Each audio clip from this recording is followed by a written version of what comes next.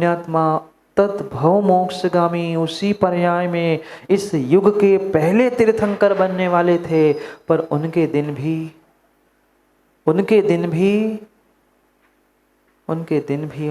भी 6 महीने तक मुद्रा लगाकर घर घर तक घूमने के आए थे। फिर आप, हम किस खेत की मूली, हम तो मामूली भी नहीं हैं। ये जीवन में ध्यान रखना, जो अपने पुण्य में, धन दौलत आदि में, ऐशो आराम में बहुत इतरा रहे हैं, उन सबसे जाकर कह लेना, रितेश जी सबके दिन एक से नहीं होते, सब दिन भी एक से नहीं होते। जो करोड़ों के महलों में रहने वाले हैं, वे कब रोडपति बन जाते हैं कोई ठिकाना नहीं है। अरे उन पांडवों से जाके मिल लेना ना, एक महापुरुषों से आगम में मिल लेना। क्या काल चक्र चला, उस राम से पूछ लो। रामायण तो देखी ना आप लोगों ने, महाभारत भी आप लोगों ने देखी है।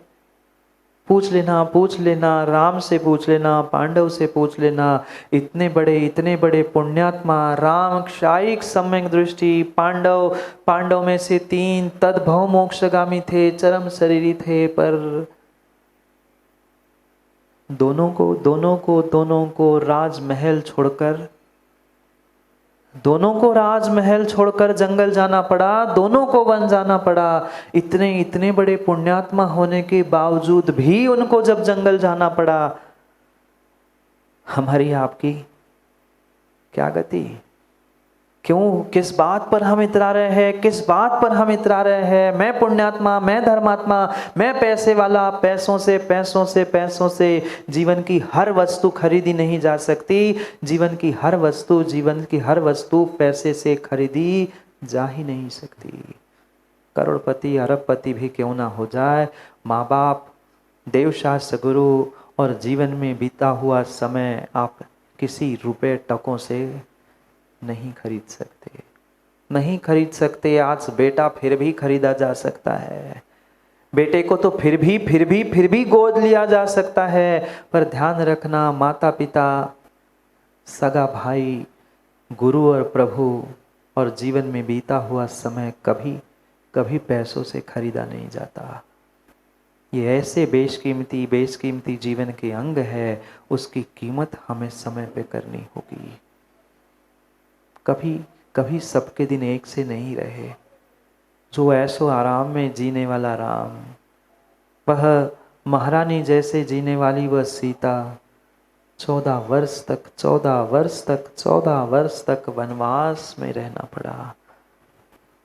क्या गलती थी?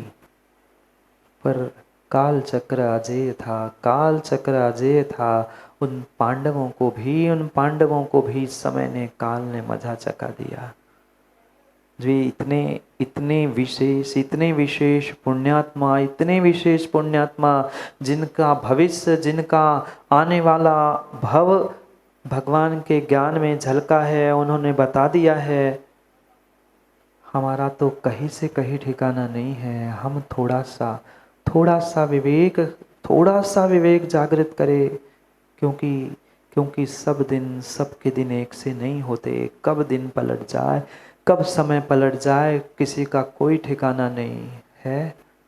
किसी को पता है कल क्या होने वाला है, परसों क्या होने वाला है, अगले साल हम पर्युषण तक कह दूं, सत्य है सत्य है पी के जैन साहब, पता नहीं अगला पर्युषण हम लोग देख पाए नहीं देख पाए। किसने सोचा?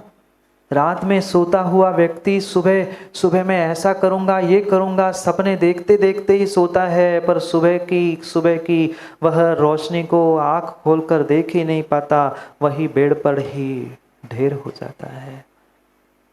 सबसे बड़ा इस संसार में अगर कोई बलवान है तो काल है, समय है। समय सबको मजा चखाता है। जो दूसरों का मजा लेता है, ना, समय आने पर उन सब का मजा लेता है।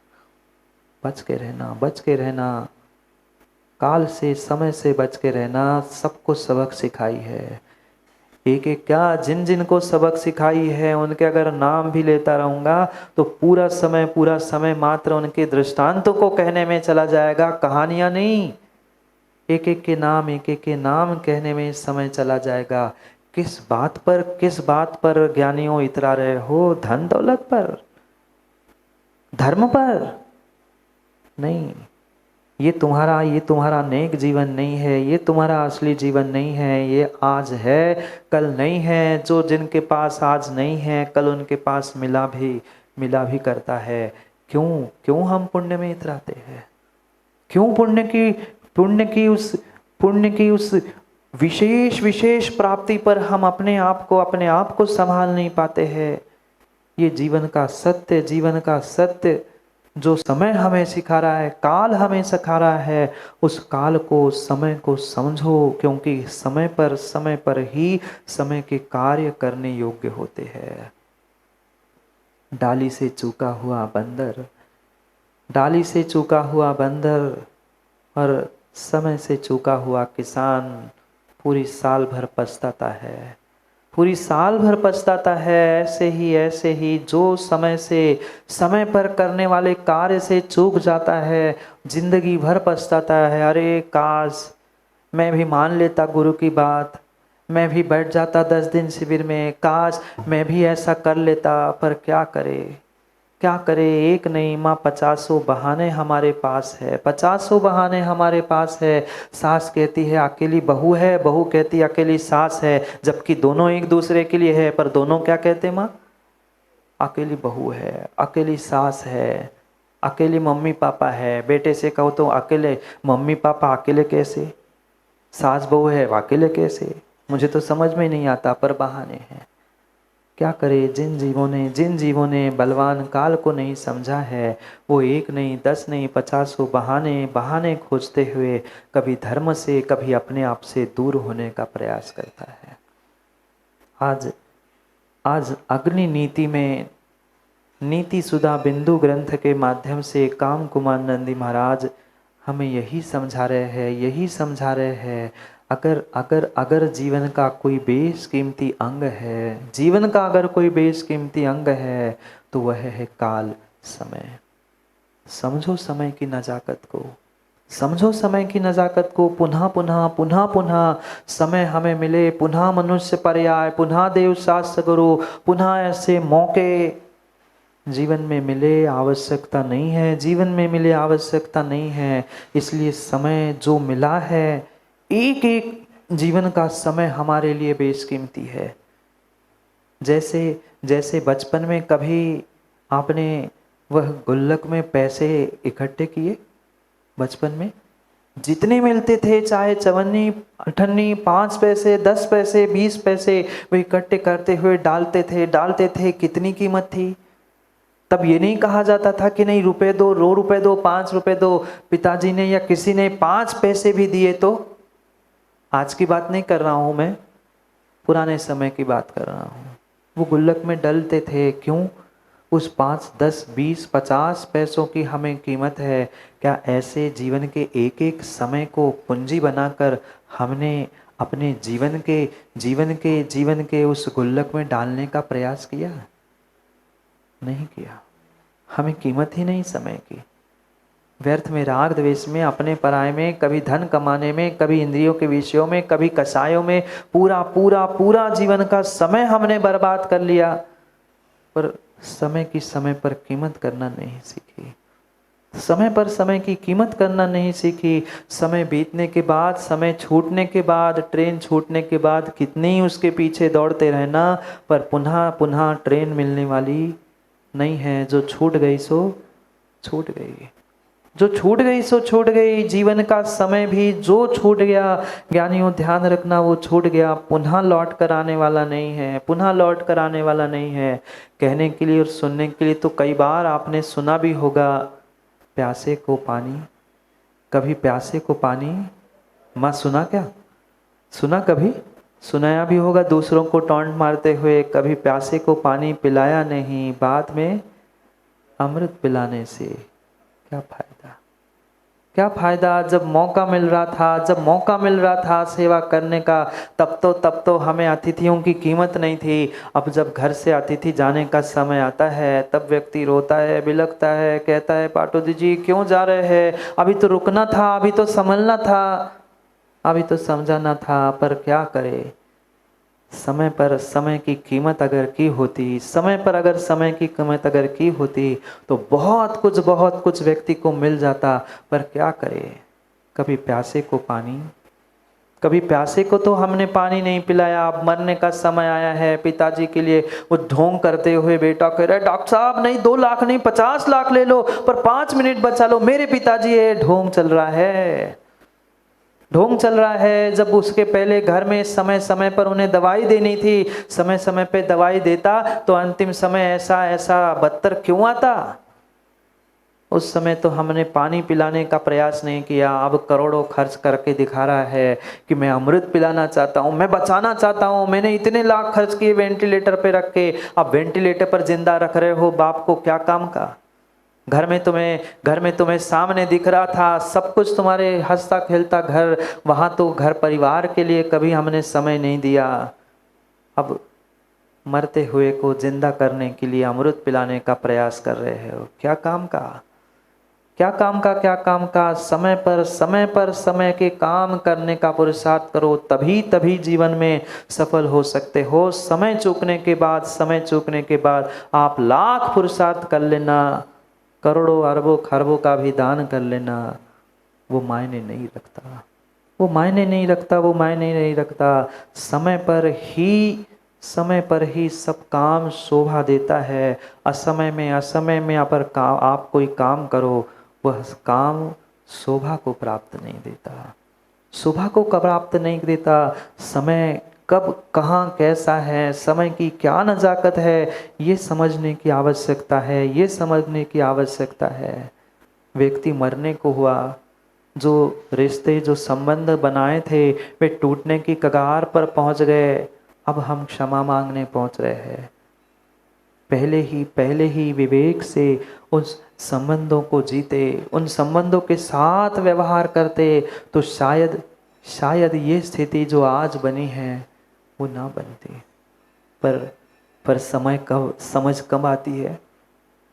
समझ कब आती है?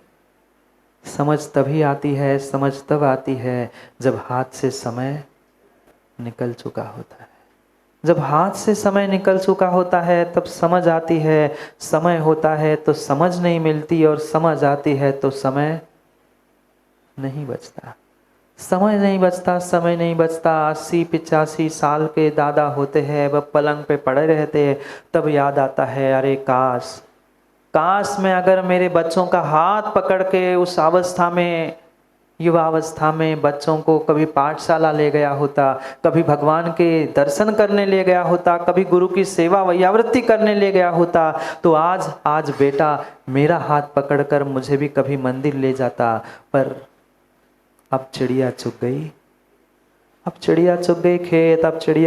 खेत, अब पछताने से क्या होगा? अब तो जिंदगी गई, समय गया, एक बार हाथ से छूटा समय छूट गया। ये जीवन का सत्य यहाँ 3 श्लोकों के माध्यम से समझा रहे हैं आचार्य काम कुमार नंदी महाराज कि जीवन का सत्य यही है। जीवन का सत्य यही है। जिसने समय को समझा है, जिसने काल को समझा है, वो ही जीवन में सफल हो पाया है, अन्य कोई नहीं। 3 श्लोकों के माध्यम से हमें काल की कीमत समझना है। क्या है काल की कीमत? कैसी काल की विचित्र दशा है? कब किस समय से हमें काल की पहचान होती है? पढ़ते हैं। 3 श्लोक में पढ़ता हूँ, फिर आप मिलकर पढ़ने का प्रयास कर लेना। प्राप्ते व्यसन्ते मधुरः पिकाखः कालोचितं तत्वचनं सुरम्यम् अकाल प्रोक्तं वचनं न भाति सुधा सुवर्षापि मुधाय काले कालो महाबली दृष्टा सर्वं नयते रहसो पांडवापि याचन्ते भिक्षां गत्वा गृहे वृक्षाः समूलं शुष्को यदा स्यात् संभाव्यते तत्र हरितिमाख्यं शुष्का कृषिश्चेन्निरं विनैव वर्षा वार्की न करोति किंचित।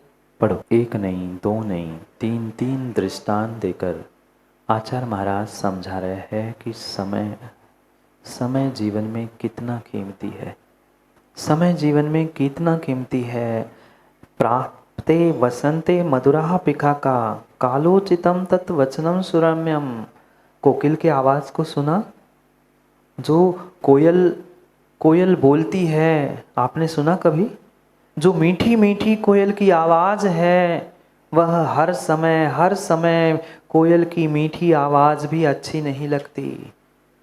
कोयल की मीठी आवाज भी हर समय अच्छी नहीं लगती। वसंत ऋतु के समय यानी उचित काल में ही होने वाली वह कोयल की मीठी मधुर आवाज हमें सुरम्य लगती है, अच्छी लगती है। पर वही कोयल की अगर बोली, वही कोयल की बोली अकाल प्रोक्तम वचनम न भाति। असमय में अगर कोयल बोलने लग जाए, असमय में अगर कोयल बोलने लग जाए, क्या कोयल मीठी नहीं थी?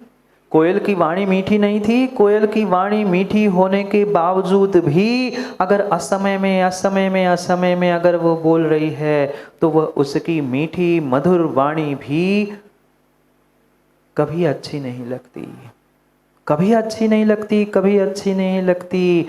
ऐसे ही सुधा सुवर्षापि मुधाह्य काले, बिल्कुल ऐसे ही समयोचित अमृत सम वचन मधुर बोलने से ही तुम्हारा काम सफल होगा। अन्यथा अकाल में तुम कितनी ही चिकनी चुपड़ी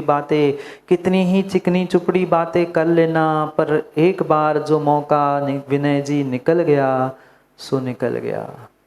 फिर हम कितनी ही अच्छी बातें कर ले, कितनी ही मधुर बातें कर ले, पर कोयल की जैसी मधुर बातें समय पर ही शोभा देती है, समय पर ही अच्छी लगती है। समय बीतने पर, वसंत ऋतु बीतने पर कोयल कहीं कुहकती भी मिल जाए ना, तो भी आपका ध्यान गया? कभी नहीं जाता। ऐसा नहीं है कि उतने ही समय में बोलती है, बोलती तो हर समय में है, पर वसंत ऋतु में जब आम आने का समय होता है, आम के मोहर आते हैं, तभी उसकी वह मीठी मीठी सुगंध और मीठी मीठी मधुर आवाज दोनों भी मन को, कानों को वह बहलाने के लिए निमित्त बनती है। पर कब? वसंत ऋतु का काल समय है तो असमय में किया गया काम, असमय में किया गया काम, समय छूटने के बाद किया गया काम कभी कार्यकारी नहीं होता। क्यों? क्योंकि काल महान बली है। इस संसार में सबसे बलवान कोई है तो काल है। कालो महान बली दृष्टहा। इस संसार में सबसे बलवान अगर कोई दिखता है, सबसे बलवान अगर कोई है तो वह है काल।